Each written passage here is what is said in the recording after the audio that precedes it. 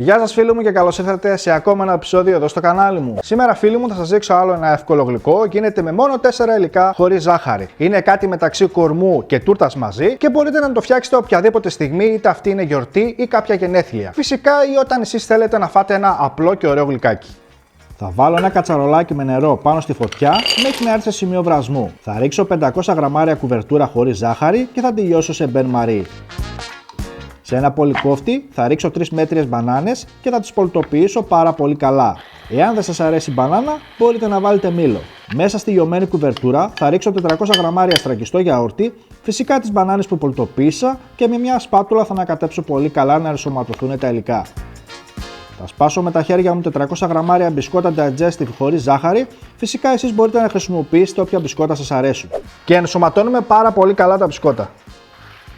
Σε μια φόρμα 20 εκατοστών έχω βάλει λαδόκολλα στα πλαϊνάκια στον πάτο και θα ρίξω μέσα το μείγμα και με μια σπάτουλα θα σκιάξω την επάνω επιφάνεια.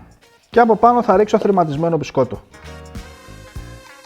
Και το βάζουμε στο ψυγείο για τουλάχιστον 2 ώρες μέχρι να σφίξει.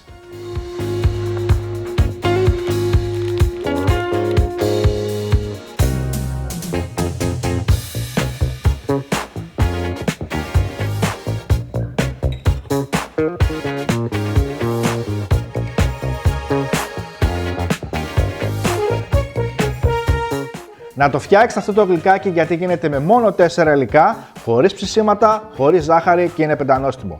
Μέχρι το επόμενο βίντεο να περνάτε καλά, γεια σας!